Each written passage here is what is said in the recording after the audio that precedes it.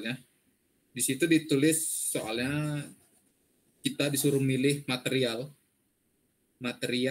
dari tabel A20 ya, tabel A20. Bentar. Tabel A20 itu yang mana?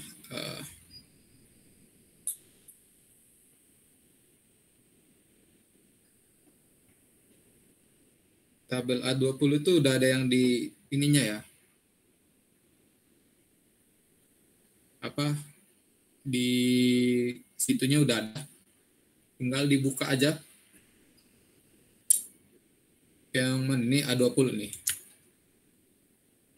Nih. Kita disuruh milih dari material apa yang mau kita pakai ya. Nah, di sini sudah ada diketahui ya.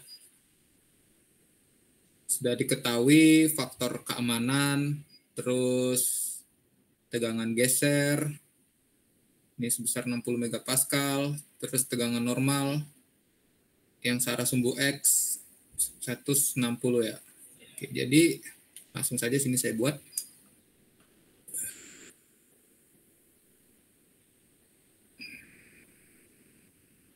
Jadi misalkan ada diketahui soalnya itu gini ya. Misal tegangan gesernya tadi berapa? 60 ya. 60 megapascal. 60 megapascal. Terus yang X-nya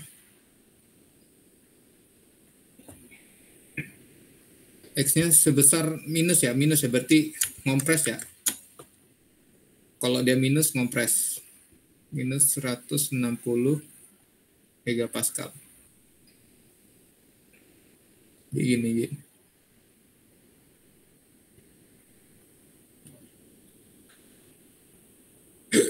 Ini kalau kalian pernah belajar MKM ya. Udah belajar MKM belum? Tadi ada. Udah bang. Hah? Sudah bang. Sudah ya. Ya, jadi ini kalau kalian belajar ini diagram apa lupa saya namanya. Jadi kalau ini saya gambarkan seperti ini ya. Jadi soalnya itu ini sebenarnya. Tapi nanti di situ digambarkan dalam kata-kata. Jadi inti soalnya itu ini. Jadi kita disuruh untuk membuat pertama satu apa?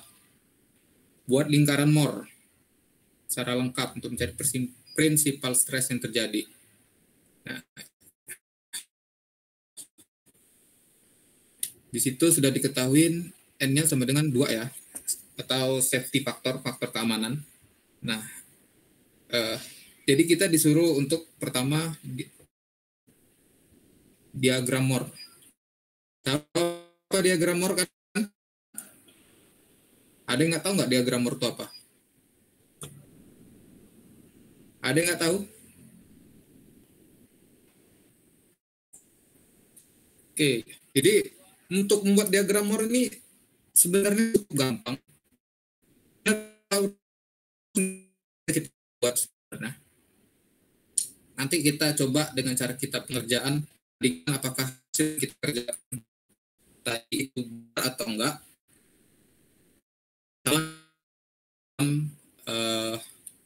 Ini ya, kita pakai AI nanti. Kita coba pakai AI untuk memvalidasi apakah jawaban yang kita buat di sini ya. Kita jadi di sini opennya diskusi ya. Jadi kalau misalkan saya ada salah, langsung aja open mic, tinggal bilang ngomong aja gitu. Oke. Diagram Moore tuh gampang sebenarnya buatnya ya. Jadi satu yang kalian perlukan untuk kalau misalkan kalian disuruh buat diagram Moore,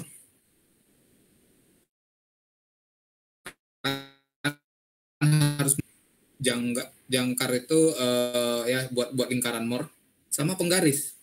Jadi kalian nanti pada saat ujian nanti atau ini kalian atau pas di wawancara silakan nanti pakai kertas gitu atau bagaimana, tinggal buat aja gitu nanti. Misalkan di sini. Ini kita asumsikan aja nih sudah simetri lah ya. Dia sudah simetri ini. Nah, Untuk membuat diagram lingkaran Moore, kita lihat dulu apa saja sini komponen yang diketahui. Pertama, di sini ada yang namanya tegangan normal ya. Tegangan normal ini sumbu X ya. Sumbu X sebesar minus 160 megapascal. Terus di sini ada tegangan geser 60 megapascal.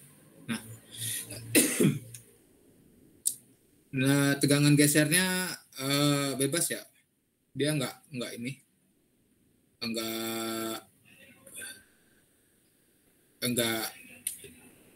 apa namanya, dengan geser itu dia tidak berpengaruh oleh ini, karena nanti dia bisa dua kemungkinan gitu ya. Nah, pertama kita yang diketahui yang kita pakai dulu datanya pertama ialah kita gunakan untuk tegangan normalnya. Tegangan normal di sini sebesar minus 160 megapascal ya, secara di sumbu X. Sumbu Y-nya nggak ada ya, kosong ya. Berarti kita buat di sini. Ini jadi di sini kalau ke sini, nah ini tegangan, kalau ke sini tuh tahu ya. Nah, tarik di sini misalkan di sini 160 minus 160. Nah, minus 160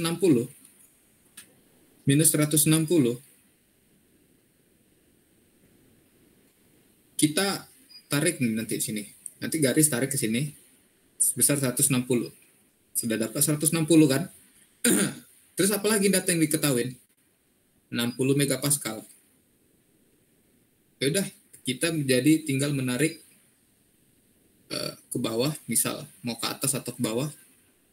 Kalau yang namanya dia di sini kita anggapnya positif, diagram Moore itu kebalik ya kalau untuk tegangan geser.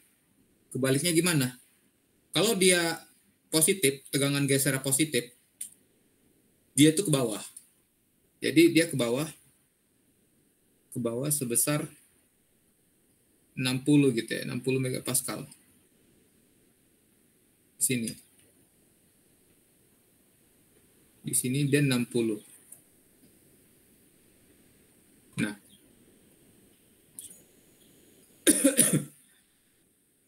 Terus kita tidak tahu nih berapa ininya.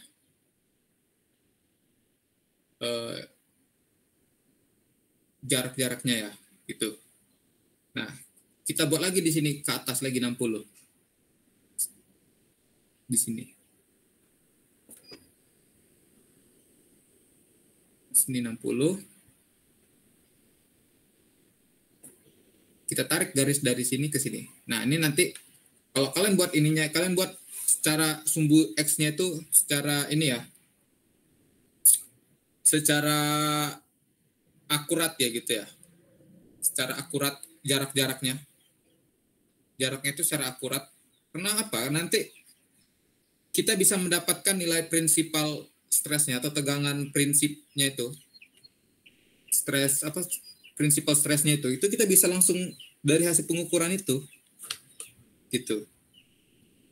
Dan ini kita tarik garis dari sini sampai ke sini. Ini. Maaf, ini agak mencong dia. Nah, kita udah dapat tarik garis mencong gini.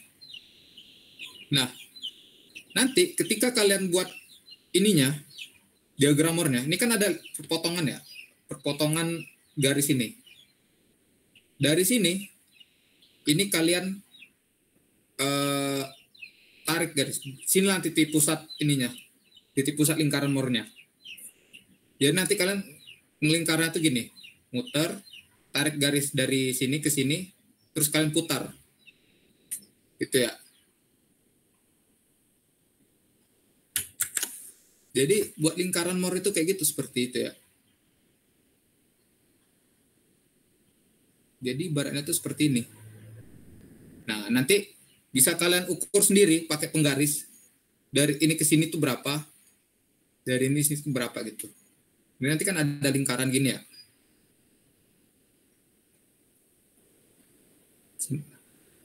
Karena dia nggak ini.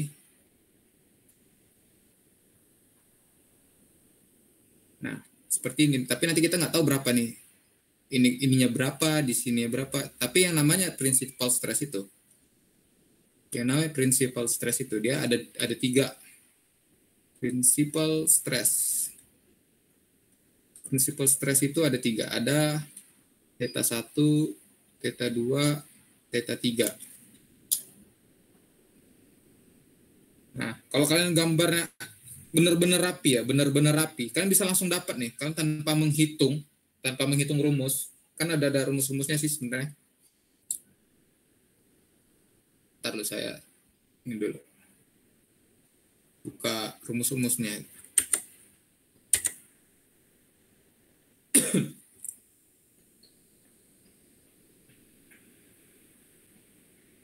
Jadi yang namanya di principal stress itu ya, teman-teman tahuin. Itu nanti ada namanya theta 1, theta 2, theta 3. Tuh, ini sudah saya tulis. Nah, itu nanti ketika kita cari gitu, di salah satu dari theta itu ada yang bernilai 0 gitu. Ada yang bernilai 0.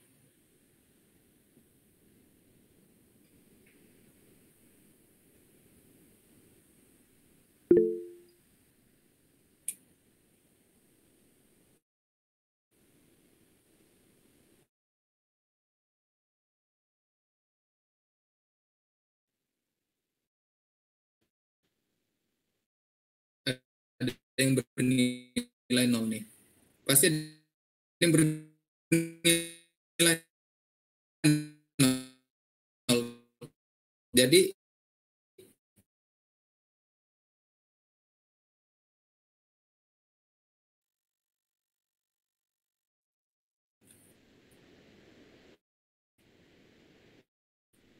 urutannya pasti theta 1 yang paling lebih gede, theta 2 dari rumus ini T1 sama dengan tau max sama dengan T average tambah R sama dengan 80 tambah 52.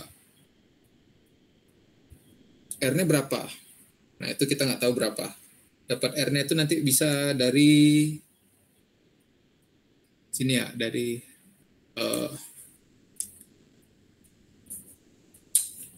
ya dari apanya? Rumus ini CF itu berapa? Terus ininya berapa? Pokoknya gitu aja ya. Nah pokoknya intinya tuh gini. Kalau kita buat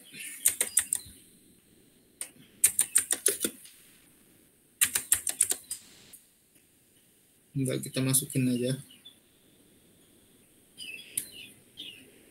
sini minus 160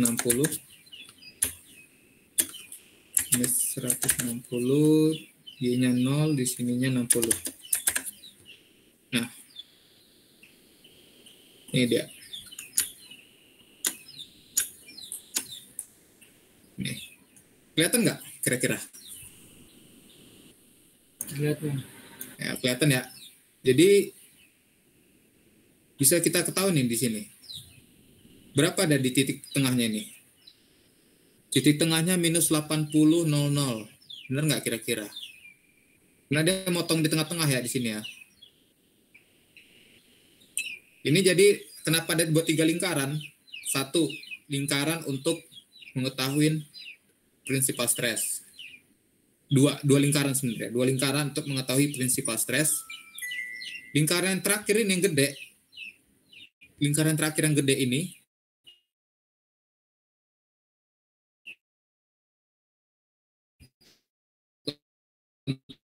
untuk mengetahui tau max-nya berapa. Gitu.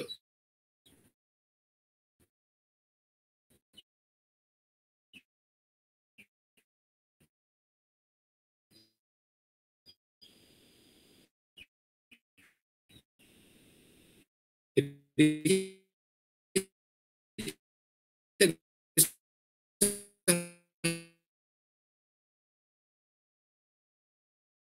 kita kan di sini tuh ini ya. Ini kan ada cara normal ya. Nih, cara analitik ya. Cara analitik, cara perhitungan gitu. Tapi Dengan adanya lingkaran Moore ini kita nggak perlu pakai cara ini sebenarnya. Jadi kita udah bisa ketemu, tahu satunya, tahu duanya, tahu tiganya, terus tahu maksnya bisa tahu kita langsung di situ. Jadi itu fungsinya kita belajar lingkaran Moore itu kita bisa langsung mengetahui prinsipal stresnya. Sebenarnya cara ini ya sama aja, cuman ini hanya untuk membuktikan gitu. Gitu kira-kira. Sampai sini ada yang ingin ditanyakan terlebih dahulu? Jadi kalau kita gambarkan aslinya tuh gini ya, kira-kira. Nih, berarti dia di sini kalau kalian nanti gambarnya benar-benar itu gitu. Dia di minus 180, di sini 1, di sini ada 20. Ini 20, ini minus 180. Berarti tau satunya 20, tau 2-nya 0 di sini. Karena salah satu dari tau 1 sampai 3 itu pasti ada yang salah satu 0. Berarti tau 2-nya yang 0. Tau 3-nya minus 180. Jadi kita bisa langsung dapat ya. Jadi itu cara cepat untuk mendapatkan nilai diagram Moore tuh gitu, seperti itu. Tau 1 tadi 20 megapascal. Tau 2 sama dengan 0. Tau 3 sama dengan minus 180 megapascal. Apa mau kita coba mencari pakai cara perhitungan? Halo? Coba bang. Boleh bang. Boleh bang. Kita coba pakai cara perhitungan ya. Pertama yang kita cari dulu tau average atau tegangan rata-ratanya. Tegangan rata-rata itu dia antara tau X tambah tau Y ya. Tau average itu nanti kalau di diagram Moore dia akan menjadi jari-jarinya. Jari-jari ini ya. Tau X tambah tau Y per 2. Berarti minus 160 ditambah 0 ya. Karena tau Y-nya 0 bagi 2. Jadi minus 80 megapascal. Minus 180. Jadi di sini nih. Di sini nih jadi minus 80. Di situ. Kalau kalian nggak percaya, coba nanti kalian pakai perhitungan penggaris. Tapi bener ini ya, pakai skala. Misalkan tiap beda satuannya itu pakai 0,5 gitu. Pakai skalan gitu, diskalain gitu. Kalau kalian belajar metrologi atau apa, karena itu diskalain, kalian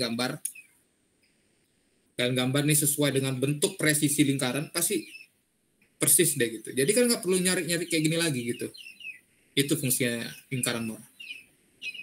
Nah, terus kita mencari panjang jari-jarinya.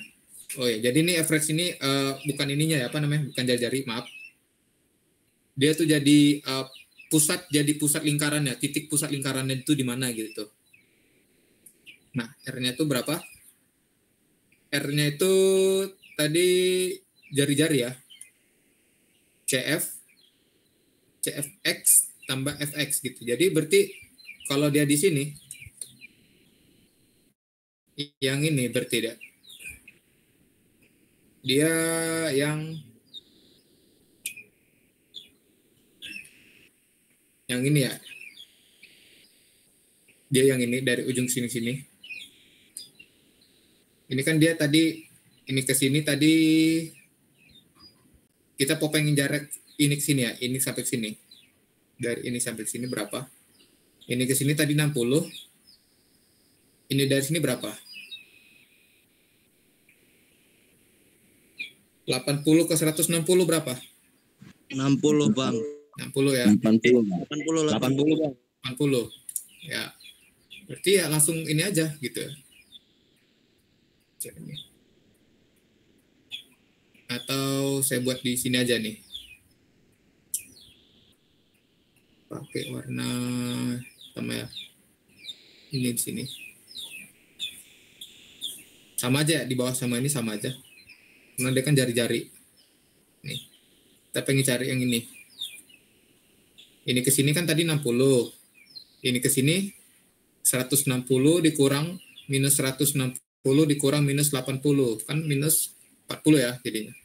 Langsung diakarkan aja. Akarkan 60 kuadrat ditambah 40 ya, kuadrat. 80 ya.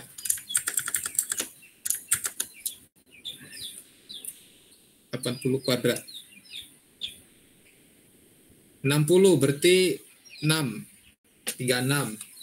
3600 tambah 68 kuadrat berarti 6400.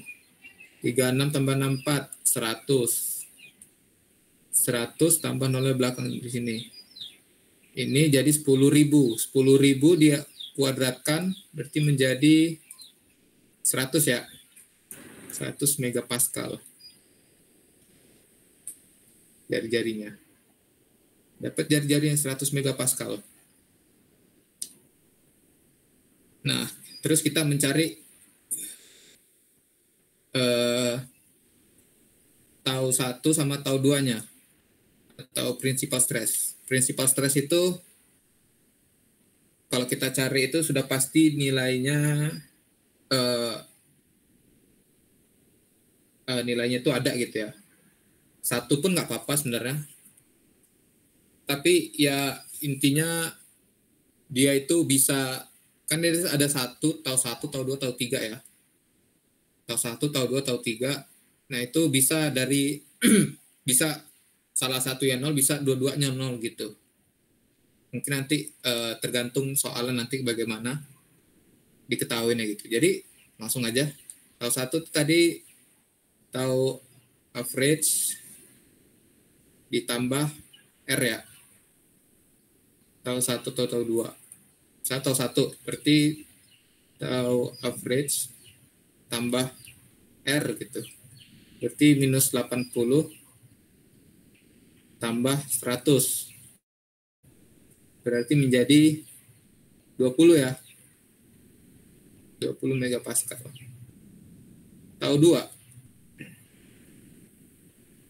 Tau average kurang R sama dengan minus 80 dikurang 100 sama dengan minus 180 megapascal. Sama nggak kira-kira sama yang ini? Sama yang di awal ini? Sama ya? Sama, Bang. Nah itu. Apalagi kalau kalian mengerjakannya itu presisi gitu ya, kan gambar presisi gitu, kayak misalkan di gambar milimeter block gitu ya. Lebih enak lagi kalau kalian gambarnya di milimeter block, gambar diagramornya, jadi bisa langsung pasti dapatnya berapa gitu. Jadi nggak perlu lagi pakai perhitungan ini. Kemarin saya kalau ujian kemarin nggak ada perhitungan ini ya, jadi langsung masukin diagram lingkaran Moore ini aja. Tapi saya masukinnya itu saya gambar benar-benar presisi gitu. Ya tetap aja nilai saya kan itu CPMK-nya berapa ya? Kalau di sini CPMK-nya 5, 10, 20. Saya CPMK-nya berapa? 19 kemarin. Kan sini 20. Dapat saya poin di soal nomor 1 19 gitu. Jadi gitu ngerjainnya. Walaupun ini apa? Saya buat nggak ada perhitungan gini, tiba-tiba langsung gini. Ya memang itu tujuan fungsi untuk diagram Moore itu ya. Diagram Moore itu yang aslinya tuh yang ini ya, yang ini. Jadi kalau kalian perhatiin yang ini itu hanya sebagai lingkaran pembantu aja gitu. Untuk menentukan apa? Untuk menentukan letak di mana dia diagram Moore-nya. Tuh. Yang aslinya tuh yang ini, yang gede ini ya, yang gede ini. Yang asli itu yang gede ini. Yang ini tuh hanya pembantu. Bisa juga nanti kalian misalkan mendapat lingkaran Moore, dia ngepas di sini ya. Dia tuh ngepas di sini. Nah, itu nanti bisa jadi dia theta 2-nya tuh yang di sini. Sama nanti buat lingkaran gedenya menyesuaikan gitu. Tergantung kondisi soalnya gitu. Gitu kira-kira. Sampai sini ada yang tanyakan nggak? Terkait diagram Moore. Udah dapat prinsipal stresnya. Apa lagi kira-kira? Tau max? Tau max bisa juga kita cari di sini ya. Tau maxnya berapa sini? 100. Tau max itu jadinya gitu ya. Tau max itu jari-jari. Izin bertanya Bang, Ya. tadi hilang-hilang Bang, mau nanya. Tadi kan lingkaran yang pertama itu ada di apa? Di tengah, titik tengahnya itu di min 80 itu Bang. Nah, Nah, pertanyaan saya kalau yang lingkaran paling gede itu ngambilnya dari mana Bang? oh yang lingkaran gede ini. Iya Bang, titik tengahnya di mana Bang? Oh, tadi kita ini kan kalau soal yang ini yang lingkaran gede inilah lingkaran mornya, lingkaran asli mornya, lingkaran yang di dalamnya ini sebagai lingkaran pembantu aja, lingkaran bantu. Tapi bisa juga nanti lingkaran mor itu dia itu seperti ini ya, aslinya. Bisa juga dan nanti kayak seperti ini hasilnya nanti. Dia ngepas di sini. Nah, jadi mungkin nanti lingkaran bantunya itu yang mana? Bisa jadi nanti dia di sini sama di sini. Sama di sini. Gede ini nanti. Nah, ini lingkaran bantunya. Jadi yang lingkaran mor aslinya itu yang ini, yang di sini, yang kecil ini. Lingkaran bantunya itu yang lingkaran besar. Tapi kalau yang di sini, lingkaran gedenya inilah lingkaran mornya. Lingkaran aslinya. Tergantung kita nanti kebutuhannya soal itu seperti apa gitu. Kalau kalian belajar MKM, itu ada itu contoh persoalan-persoalannya untuk membuat lingkaran mor. Ya, atau ada di buku LMS-nya juga udah ada. Jadi kira-kira seperti itu. Nah, jadi yang lingkaran ini, dua ini, yang ini sama yang ini, hanya lingkaran bantu aja. Lingkaran mor yang aslinya ini. Sesuai persis sama dengan seperti ini ya. Nih. Jadi lingkaran mornya ini ada yang di sini satu, sama sini yang satu, yang gede ke sini. Yang gede, yang lingkaran bantunya. Lingkaran bantunya itu buat apa? Kita bisa untuk menentukan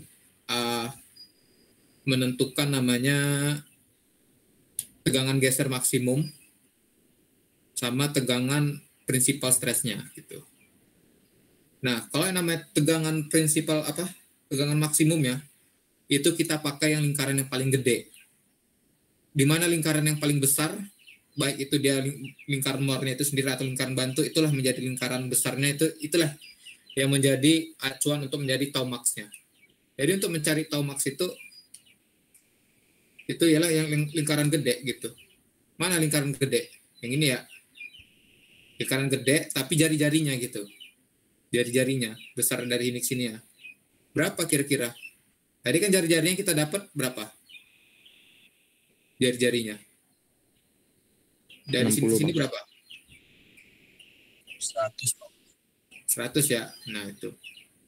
Nanti kalau di sini pun nanti dia bakal ke detect deh nanti di sini. Bakal kelewat. Di sini nanti pasti 100 di sini. Di sini nanti bakal 100 nilainya. Karena dia bakal ini, kalau kalian buatnya betul-betul, pasti nanti di sini 100 nih nanti. Jadi kan nggak perlu lagi ngitung lagi. Ngapain lagi ngitung berapa ini ribet-ribet kayak gini kan. Langsung aja diagram Moore gini buat seakurat mungkin. Udah, langsung dapat nilai tau max-nya, nilai theta 1, theta 2, theta 3. Tuh, tau max-nya itu apa? Jari-jari dari lingkaran besar. Karena lingkaran besarnya itu ialah lingkaran Moore itu sendiri. Jadi kita pakai yang ini ya. Tergantung ya dia. Jadi kalau misalkan dia ada lingkaran Moore-nya tuh kayak gini, kayak yang ada di PPT itu kan dia kayak gini ya. Nah, ini lingkaran Moore aslinya itu di sini. Terus ada lingkaran Moore bantu misalnya di sini. Nah, lingkaran Moore yang gede itu yang ini nanti dari sini ke sini, ujung ke sini. Gimana cara kita nentuin lingkaran yang gedenya? Ya ambil aja nih jarak dari sini sampai ke sini, lingkaran gede, lingkaran dua lingkaran ini. Jarak dari sini ini berapa? Terus nanti dibagi dua. Dibagi dua dapat titik tengahnya buat lingkaran gede. Udah dapat berapa sini nyentuhnya ke sini. Itulah dia tahu max-nya di sini. Yang ini udah pasti di sini Dia tuh di sini, kalau di sini pasti tahu theta 1. Nah, terus perpotongan antara dua lingkaran ini theta 2, theta 3 pasti 0 gitu. Udah, itu doang. Ya kan?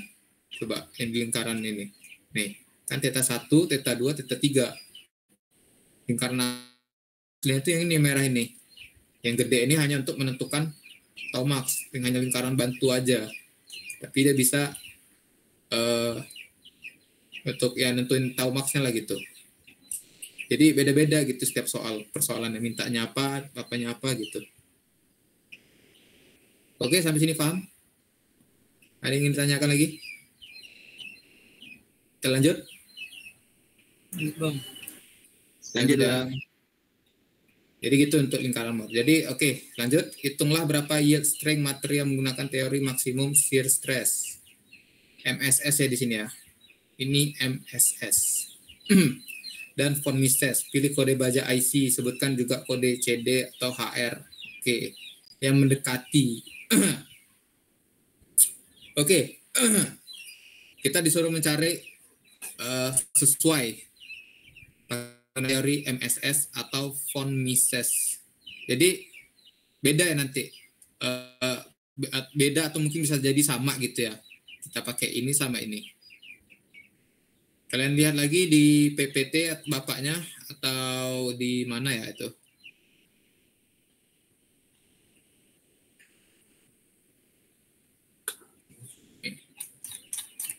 Jadi semuanya ya gitu-gitu aja. Nih, kalau MSS dia nih rumusnya. Kita udah dapat theta 1, theta 3. Theta 3 nih sama aja ya apa? Atau theta 2. Yang penting ada nilainya gitu. SY ini yield strength-nya, ini yang kita cari. Yield strength ini yang kita cari.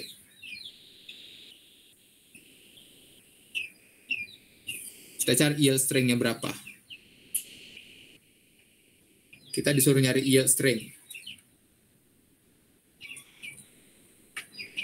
SY, MSS, sama distortion energi atau von Mises ya. Nah, untuk MSS itu ada dia SY sama dengan ini tadi, tinggal dikalikan aja ya. Berarti N sama dengan theta 1 dikurang theta 3. Bebas ya, ini theta 1, theta 2, theta 3. Yang penting ada nilainya berapa. Yang mana paling tinggi, jadi yang jadi theta 1. Urutan tinggi paling kedua, theta 2. Paling rendah, itu theta 3. Nah, SY yang kita cari. SY, berarti N-nya berapa? 2 kan tadi. Theta 1 berapa? Theta 1 tadi 20 ya. 20 dikurang theta 3. Theta 3 minus 180. Minus 180. 20 dikurang 180, 200 ya. 200 kali 2 berarti 400 megapascal. Cari mana yang sesuai sama yield strength-nya. Dari mana? Dari sini. Ini tabel A20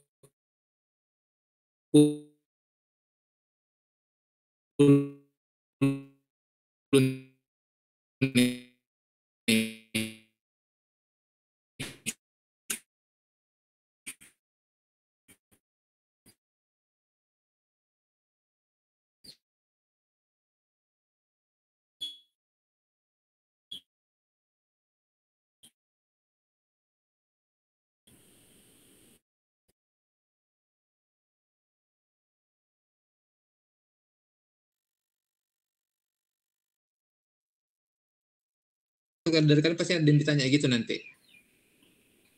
Kenapa dia pakai yang mendekati atas, bukan mendekati bawah? Kenapa? Kenapa gitu? Apa coba? Suara saya kedengaran nggak? Kedengaran, Halo? Bang. Jadi, ya, oke. Jadi apa kira-kira? Kenapa gitu?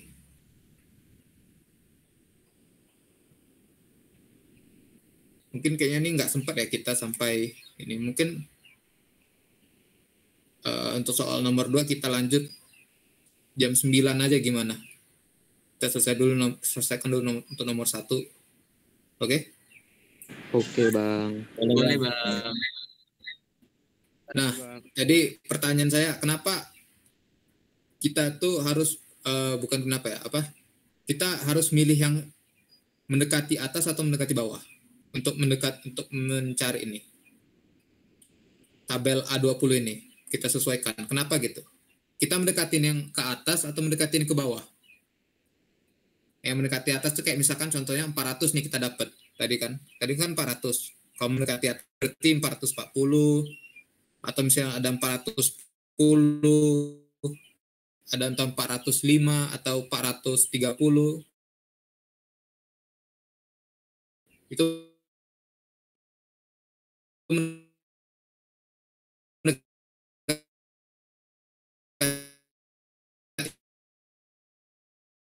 di atas. Kalau mendekati di bawah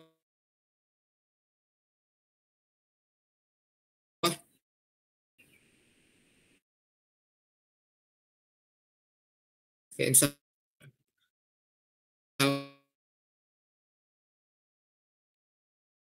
itu harus kalian jadi pertimbangkan ya.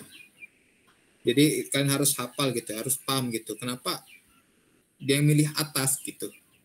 Karena kita di sini satu pertanyaannya.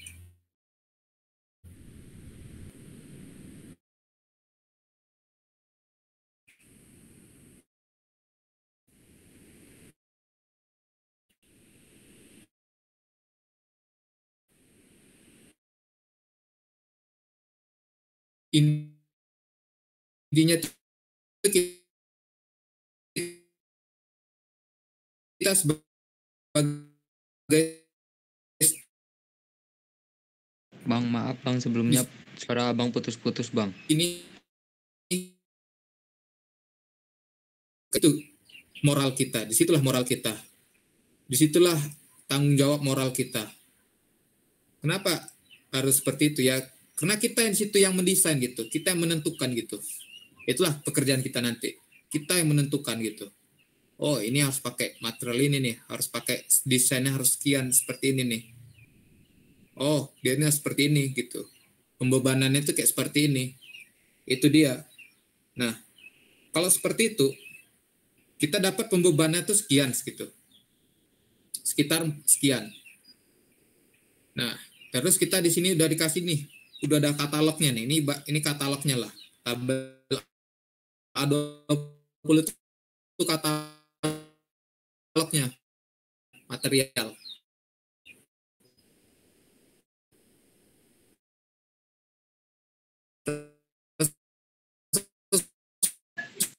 Izin bang, suaranya putus-putus bang. Kan sampai di sini.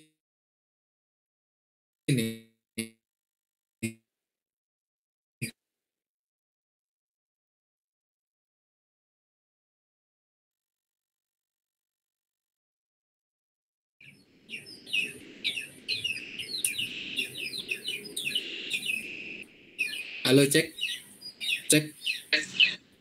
Masuk, Bang. Halo. Udah bang.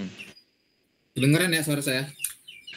Dengar, Bang. Sekarang udah bang. Tadi putus-putus bang.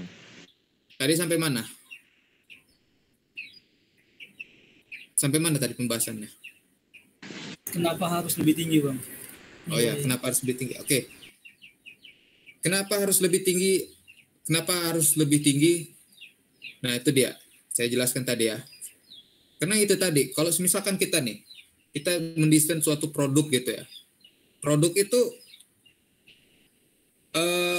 bakal dipasarkan gitu. Misalkan kalian diletakkan di bagian misal mobil gitu, mendesain mobil gitu. Bodi mobil itu mempunyai pembebanan sekitar, tadi kita dapat 400, sekitar segitu pembebanannya. Terus kita cari di sini katalog material ya. Oh, ternyata di sini udah ada nih 400 tadi. Kita sesuaikan mana yang mendekati 400. Kalau pembebanannya 400, terus di sini materialnya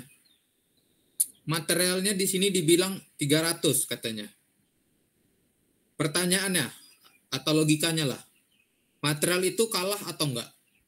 Bakal kalah atau enggak? Bang. Kalah ya. Iya bang. Nah, ibarat kata kalian itu apa ya? Misalkan inilah jembatan kayu sama jembatan besi. Logikanya mana yang lebih kuat? Kalau misalkan pembebanannya 1000 nih, sedangkan kayu 500, kalah nggak kayunya? Kalah ya itu. Karena kalah itulah dia. Disitulah tanggung jawab kita sebagai insinyur gitu ya. Sebagai insinyur itu di situ. Kalau udah di bawah, itu bakal mengakibatkan dia fatal atau kegagalan. Pertanyaannya satu lagi, kenapa dia pakai yield strength? Kenapa nggak dia tensile? Ayo, kenapa? Ada yang tahu nggak kenapa? Kalau ada yang mau ngomong langsung open mic aja ya. Saya nggak tahu soalnya. Halo, ada? Izin menjawab bang, karena lebih akurat nggak bang? Kurang tepat. Ada lagi, tapi oke lah. Karena titik patahnya bukan bang. Kenapa? Puncak material itu bisa patah. Masih kurang. Oke. Jadi kenapa dia itu makainya yield strength bukan tensile? Jadi gini, udah belajar material teknik belum? Udah bang. Material teknik. Posisi dari daerah strain. Ada namanya daerah strain, ada yang namanya daerah strain ya, daerah strain. Kan ada dua tuh daerahnya. Ada daerah namanya elastis sama daerah plastis. Tahu? Tahu bang. Tahu ya? Oke. Daerah elastis itu dari kemana kemana? Coba. Kalau elastis itu ketika ditarik dia masih bisa kembali bang ke bentuk semula bang. Sedangkan plastis itu ketika udah ditarik dia nggak bakalan bisa kembali ke bentuk semula bang. Ya itu pengertiannya. Tapi daerahnya dari mana ke mana gitu. Itu pengertiannya. Sampai yield strength bang. Kalau elastis dari mana? Nih. Misalkan nih ada diagram nih. Nih misal. Nih. Elastis itu dari mana ke mana?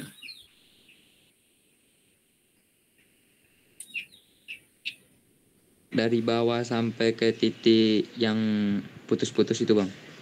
Dari bawah mana tuh? Dari titik nol. Ya. Jadi elastis itu gini ya, dari sini ke sini ya. Nih, ini namanya daerah elastis. Ini ke sini sampai fraktur, sampai kegagalan, namanya plastis. Nah, kenapa dia pakai namanya yield strength? Nah, ini kalian pahami betul-betul. Karena di wawancara nanti kalian kan ditanya salah satu tuh. Jadi kalian harus tahu, paham ke akar-akarnya. Jadi kenapa dia pakai yield strength? Sebelum material atau benda atau produk kita itu tadi, sebelum ini kegagalan, ada namanya sebelum dia mengalami kegagalan, ada namanya dia itu kejadian deformasi. Sekarang logikanya gini, kalian pada punya motor semua? Ya bang. Punya kan? Rantai kalian itu, rantai motor, kalau motornya sini motor gigi atau motor kopling, kalau rantainya bengkok, kalian pakai atau enggak? Bengkok dikit aja, dia agak bengkok dikit. Tapi akhirnya dia kena bengkok dikit itu jadi membuat dia tuh kayak bisa menghasilkan suara yang kasar, terus dia mengeluarkan pergerakannya yang kurang jelas gitu, apa kayak kurang enak gitu. Sebaiknya kalian apain itu? Ganti bang. Ganti kan? Itulah dia kenapa dia pakai itu. Kenapa dia pakai yield string? Karena dia sebelum mengalami namanya deformasi. Kegagalan itu dianggap di sini kita sebelum sudah namanya udah deformasi. Itulah logikanya. Kenapa kalian mengganti rantai roda yang udah bengkok gitu? Itulah dia. Kayak mengganti apa lagi biasanya? Biasa kalau motor matic tuh apa sih namanya? CVT-nya gitu. Nah, atau apa udah mulai aus nih misalkan. Udah mulai terjadi deformasi dia. Ada pengurangan bahan atau ada penambahan apa namanya? Pergeseran gitu. Pergeseran ukuran gitu. Nah, itu. Ketika sudah mengalami yang kayak seperti itu, ketika kita udah di real life-nya ini, ketika material yang atau produk kita material atau apa segala macam itu dia berdeformasi, itu sudah bisa dikatakan gagal. Walaupun dia masih bisa dipakai. Rantai yang udah penyot dikit, walaupun dia sudah mulai penyot, walaupun dia masih bisa dipakai, itu masih udah bisa dibilang dia gagal. Kenapa? Itulah dia namanya kita pakai di sini namanya yield string atau kekuatan lulu. Gitu kira-kira. Sampai sini paham nggak kenapa yield string, tensile string gitu? Kenapa pakai yield string? Kenapa nggak pakai tensile string, Bang? Bisa. Tapi tergantung. Kalau misalkan benda kita itu hanya sebagai berfungsi cuma hanya hiasan doang gitu ya. Ya, pembebanannya nggak seberapa, cuman berapa. Oke aja lah tensile strength. Kayak misalkan apa ya, kayak sebagai ya hiasan doang, cuman ini kayak misalkan bodi motor penyok gitu ya. Bodi motor penyok kan masih bisa dipakai kan? Ya enggak? Iya bang. Nah, boleh mau kalian ganti mau enggak, yang penting dia tuh enggak mengganggu fungsi aslinya gitu kan, fungsi urgentnya gitu, fungsi pentingnya gitu. Dia kan enggak mengganggu fungsi urgentnya, dia akan hanya sebagai hiasan atau apa. Mau kalian ganti mau kalian enggak kan itu terserah kalian kan. It's okay baru kita pakai tensile strength. Tapi ketika kita udah pakai yang namanya di sini yield strength, yang udah pakai fungsi urgent gitu, fungsi pentingnya kayak di rantai atau di CVT, entah dia di sprocketnya atau di gearnya, yang dimana dia tuh memang udah ada pembebanan di situ, dikasih pembebanan. Nah, itu dia baru kita di sini pakai yield strength. Kenapa? Karena kalau sekali dia gagal atau berdeformasi, disitulah kalian nanti bakal celaka atau bakal apanya di situ. Itu kira-kira. Jadi nanti ketika kalian nanti bisa ujian, kalian bisa menjawab dengan menggunakan bahasa kalian sendiri gitu nanti. Oke, sampai sini paham? Paham bang. Paham bang. Paham ya? Saya agak lupa deformasi itu apa ya, Bang? Oke, deformasi itu apa? Jadi gini. Deformasi itu gini. Udah belajar materi teknik? Halo? Udah bang. Yang nanya tadi? Udah bang. Misal ini spesimen. Ini saya tarik gini. Ini posisi semulanya ya. Posisi semula. Tarik. Rupanya dia ada penambahan panjang dia di sini. Penambahan panjang. Sini.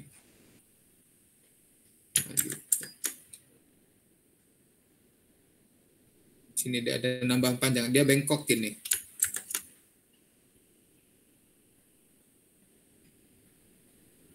Gini. Nambah panjang. Dia dari sini ke sini. Dari sini ke sini ada nambah panjang. Sekitar X lah gitu. Atau biasanya namanya delta X. Dari panjang awal dikurangin panjang terakhir. Itu delta X inilah ini buat namanya deformasi. Kalau kita tadi aslinya real life-nya di rantai atau di sprocket. Sprocket itu misalkan gerigi-geriginya itu kan gini ya. Kan gerigi-gerigi gini-gini ya. dia ada yang bengkok ke sana, ada yang bengkok ke sana, ada yang bengkok ke depan, maju ke depan. Walaupun itu dikit, tapi ngefeknya pasti terasa kan? Terasa nggak kira-kira? Kalau misalkan rantai kalian atau sprocket lah gitu. Atau biasanya piston sih biasanya. Piston itu udah apa sih biasanya? Lupa saya nama bahasanya. Bahasa bengkel. Atau udah dia tuh udah mengalami terkikis gitu. Entah dia tuh udah mengalami ada bentuknya tuh udah nggak mulai beraturan lagi gitu. Nah itu namanya berdeformasi, berubah bentuk dia tuh ada mulai perubahan bentuk. Begitu kira-kira.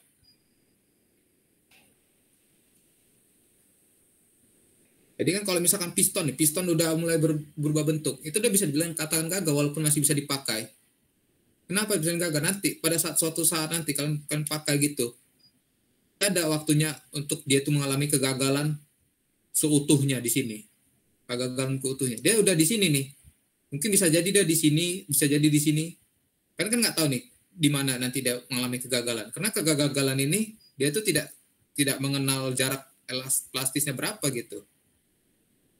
Dia bisa saja dia tiba-tiba patah di sini walaupun dia udah berdeformasi gitu. Begitu kira-kira. Karena namanya udah berdeformasi, suatu saat pasti akan namanya mengalami kegagalan gitu. Begitu kira-kira. Jadi nanti ketika kalian ujian, nanti kalian udah bisa menjawab dengan pertanyaan dengan bahasa kalian sendiri gitu. Oke? Oke, Bang. Nah, sekarang kita cocokkan dia. Jadi 400 megapascal.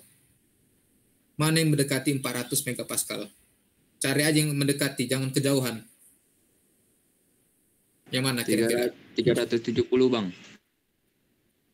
Tadi kita 360, berapa? Bang. Ininya 400, berapa Bang. EC-nya? 100. 400. Tadi saya jelasin bagusnya tuh apa? Kalau dia di bawah lagi, apa yang bakal? Kalah atau enggak materialnya? Kalah, Bang. Kalah kan? Berarti harus apa materialnya? Di atasnya enggak? Iya. Iya, Bang. Misalkan saya punya pulpen atau punya besi gitu. Besi ini dikatakan bisa mampu sekitar 500 megapascal. Saya kasih beban 400. Besi itu masih kalah atau enggak? Kuat, Bang. Kuat, Bang. Enggak. Enggak, Bang. Kuat, itu dia. Tapi kalau saya kasih pembebanan 600, apa yang terjadi pada besi itu? Enggak kuat, Bang. Enggak kuat. Deformasi. Deformasi dia. Ada namanya berdeformasi atau bisa jadi fatal atau namanya kegagalan. Itulah dia. Jadi kalau kita disuruh milih materialnya, makanya saya bilang tadi di awal, pilih yang di atasnya. Berapa yang di atasnya? Yang mendekati aja. 440. 460, Bang. 440, Bang. 440. Kenapa nggak mau yang 400? Terlalu beresiko, Bang. Nah,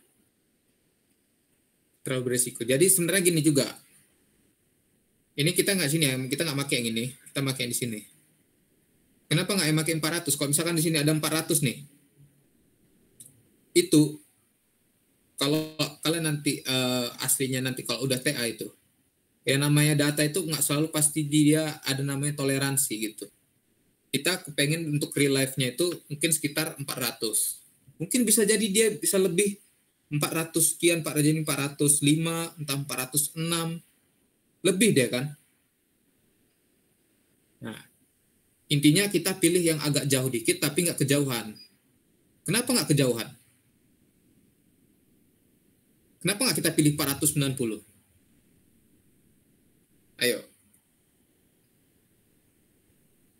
Ayo, apa kira-kira? Biar tidak terlalu terbebani, Bang. Masih kurang tepat. Lebih menghemat nggak, Bang? Nah, kita juga di sini juga memperhatikan biaya gitu. Jadi ketika kita engineer ini juga kita harus juga memperhatikan RAB kita. memperhatikan anggaran gitu. Jangan ya semena-mena. Kalau misalkan memang dari misal kita perusahaan kita bekerja mampu beli material ini, oh ya udah ya wes gitu. Bagus berarti. Tapi kalau memang biaya budgetnya seadanya, oh cuma mampu beli 440, ya udah nggak apa-apa. Kalau 460 ya oke. Jadi ya udah atasnya dikit aja nggak apa-apa. Gitu kira-kira. Jadi yang mana lah material yang kita pakai ini jadi nanti untuk soal nomor 1B ini. Katanya jawabannya itu pilih kode baja IC-nya. Jadi yang mana yang cocok nih? IC Yang mana 1030 bang. 1030. Yang mana? CD bang. CD bang, CD. CD itu apa? Cold Drawn. Cold Drawn bang. All brown, oke. Jadi gitu ya. Jadi materialnya tuh pakai yang baja IC 1030 cold drawn. Cold drawn tuh apa? Cold drawn tuh apa? Nah, itu cari tahu sendiri. Dibukukan kan. Ya, cari tahu sendiri. Mana tahu ditanya apa itu cold drawn, kan? Jadi kalian kalau udah ujiannya kayak wawancara ini kalian harus mencari sampai ke akar-akar. Cold drawn itu apa? Mungkin kalau sampai kalian sampai sini ada yang nggak tahu apa itu MPA atau apa itu, cari tahu apa MPA itu apa. Ada yang nggak tahu nggak apa itu MPA apa? Mungkin ada yang nggak tahu kali. Ada yang nggak tahu? Tahu bang. Tahu ya. MPA itu jadi satuan tekanan, megapascal di sini. Pascal dia. Di sini mega. Megapascal ke pascal berapa? Kalau saya nanya nih, 400 megapascal. Kalau saya ubah ke pascal berapa jadinya? 40.000 bukan bang? Berapa?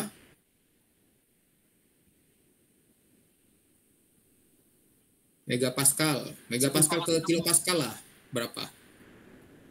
Nah itu, cari tahu sendiri ya. Cari tahu sendiri. Megapascal, kilopascal, pascal, gigapascal. Itu. Itu ya. Oke, lanjut.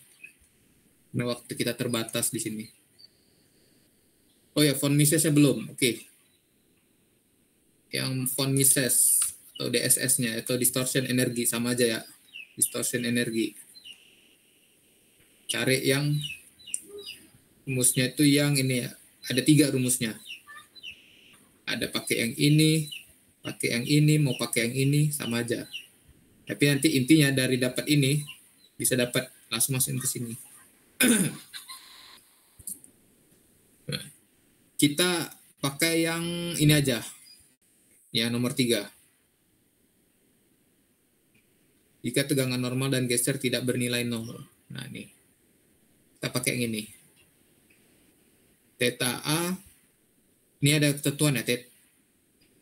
Jika theta 3 bernilai 0, maka theta 1 A, theta 2 ini. Nah, kan tapi yang bernilai 0 itu tadi apa? Theta berapa? Theta 2 ya. Theta 2 yang bernilai 0. Jadi theta 2 bernilai 0, berarti theta 1 jadi theta A, theta 3 jadi theta B. Itu aja intinya. Rumusnya itu menjadi ini. Ya, tinggal gitu-gitu aja sebenarnya. Ini setengah ya. Pangkat setengah. Tapi kalau saya buat kayak gini, paham kalian ya? Setengah. Paham ya kenapa saya buat ini? Sama aja sebenarnya.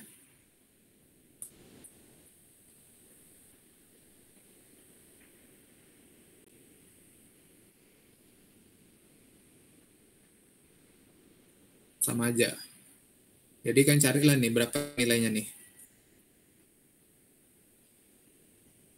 Theta A berapa tadi? 20 kuadrat kurang 20 minus 180. Ya, ini tambah 180 kuadrat Berapa lah itu kira-kiranya?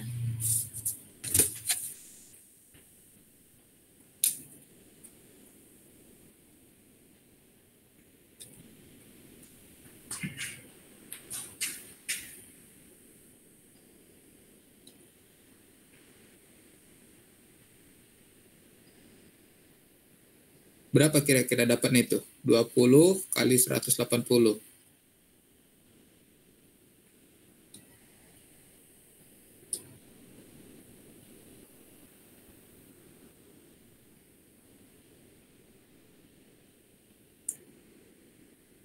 ...190 ya nih. Ini 190,78 megapascal. Nah, terus tegangan yield stringnya ini ya, tinggal ubah aja nih. Tinggal dikalikan aja berarti. Sama dengan N dikali 10. SY seperti sama dengan 2 dikali 190,78.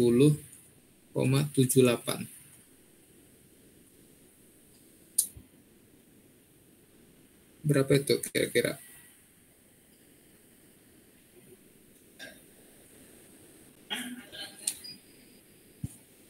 ...381 ya.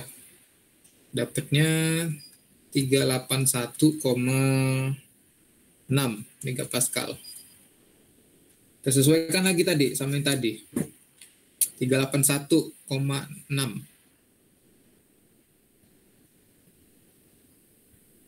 381,6 dapatnya. Mana nih? Oh nih. Kita dapatnya 381,6. Mana nih 381,6 ini? Mana yang mendekati 381,6?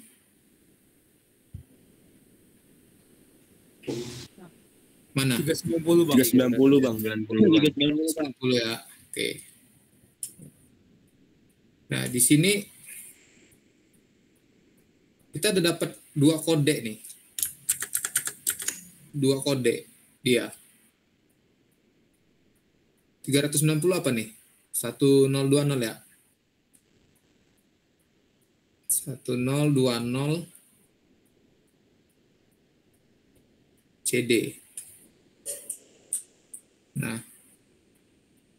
coba bandingkan IC 1030 CD sama ini. Ini berapa? 440. Ini 390. Menurut kalian lebih aman pakai metode apa? Pakai metode MSS atau DE? Distortion MSS bang. MSS bang. MSS ya. Nah itu. Kenapa? Karena dia di sini kita dapat dia lebih aman gitu. Jadi kalau misalkan di sini pun juga ada diagram ininya ya kalau kalian baca nih. Nih, kalau yang lingkaran ini dia DE. Kalau lingkaran ini dia DE. Kalau yang segi 6 ini dia tuh MSS. Semakin dia ke dalam gitu ya, nilainya ke dalam, dia tuh semakin aman. Kalau dia udah makin keluar, itu udah nggak aman. Nih. Jadi kalau dia semakin ke dalam gini ya, makin ke dalam deh gitu, makin aman dia. Tapi kalau dia di luar, udah mau mendekati keluar nih, wah wanti-wanti berarti, gitu. Jadi taunya aman atau nggak aman ya itu. Nih, silakan nanti kalian baca PPT-nya. Area MSS lebih aman dari nilai kegagalan uji eksperimen. RSD sama dengan nilai kegagalan nih. DE sangat dekat dengan nilai kegagalan uji eksperimen, sangat dekat. Nah, semakin dia keluar, semakin kegagalan. Tapi dia kalau semakin ke sana, makin sini, dia makin aman gitu. Gitu kira-kira. Oke, sampai sini ada yang ditanyakan?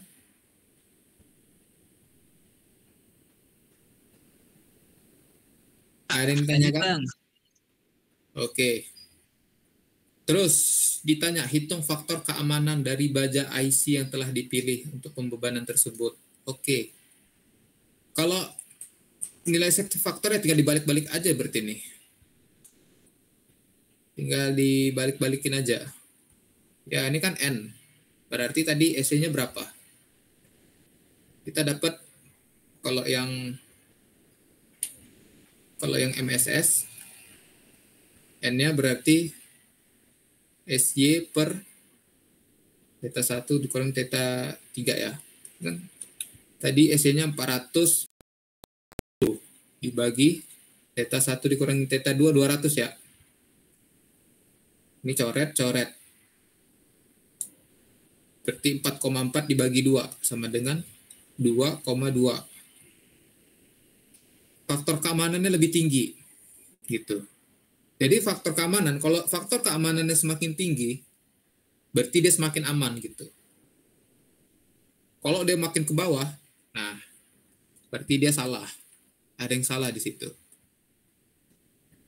Terus kita cari lagi distortion energinya berapa.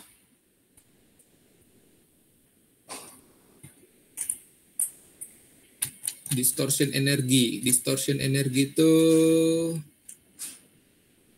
dia nih ya. Tinggal kita balik SY dibagi ini. Tadi SY-nya dapat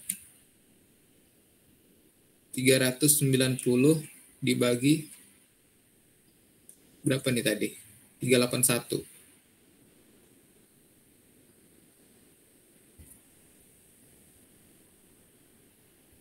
Oh enggak, ini 190 ya, lupa.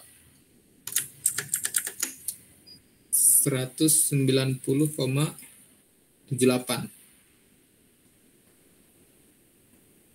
Berapa tuh? 2,04 bang. 2,04. Nah, dari sini aja lebih lihat ya. Naiknya tuh lebih signifikan yang MSS ya di sini daripada yang distortion energi. Kenapa? Karena dia naiknya lumayan 0,2. Kalau ini cuma 0,04 gitu. Dikit doang naiknya. Jadi memang lebih aman untuk pakai yang MSS. Itu kira-kira. Ada yang ditanyakan untuk soal nomor 1? Halo? Bang, izin nanya bang. Ya. Ini bang yang 390 tadi dari mana bang untuk hasilnya bang? 390 bang. Oh, ini. Kita dapatkan tadi pakai teori distortion energi ya. Kita dapatkan nih theta action-nya. Nih rumus theta action tuh silakan dibaca nih ya. Di PPT bapaknya. Karena saya nggak punya catatan. Ya. Kelewatan ini udah advance ini. Nih, pakai yang ini. Theta action-nya tuh yang ini. Pakai yang ini. Pangkat setengah ini akar ya. Sama aja. Setengah ini akar. Jadi dapat 20 kuadrat dikurang 20 dikali minus 180 ditambah minus 180 kuadrat. Hasilnya itu dapat 190,78 megapascal. Terus untuk mendapatkan SY-nya ini, yield strength-nya sama dengan safety factor dikali ini tadi. Safety factor kan udah diketahui tadi, 2 ya. Ya udah tinggal kalikan aja 2 dikali 190,78. Dapatnya 381. Kita sesuaikan sama yang tabel A20. 381 yang mendekatin mana? Pakai yang yield strength, jangan yang tensile strength. Cari yang 300 mendekati 381. Yang mendekati atas. Ini kan 390. Berarti pakai yang 390. Dapat kodenya, materialnya. IC 1020 CD. Gitu. Dan sini ada yang tanyakan? Apa masih bingung nggak? Cukup bang. Cukup bang. Cukup? Oke. Ya mungkin siapa nih ngerekam? Mungkin nanti lanjut lagi ya. Gimana kira-kira lanjut jam 9? Lanjut bangku. Lanjut bang, boleh. Mana bang? Ya. Boleh bang, lanjut bang. Ini mau saya share dulu atau nanti atau sekalian? Lanjut pana bangku. Nanti aja bang. Kalau udah selesai semua bang. Oke, ya udah. Ya udah, kalau begitu kita akhiri aja lah ya. Nanti kita lanjut jam 9 malam. Terima kasih atas waktunya. Selamat sore, selamat berbuka ya untuk yang berpuasa. Ya. Saya akhiri. Wassalamualaikum warahmatullahi wabarakatuh. Kita mulai lagi nanti di jam 9 malam ya.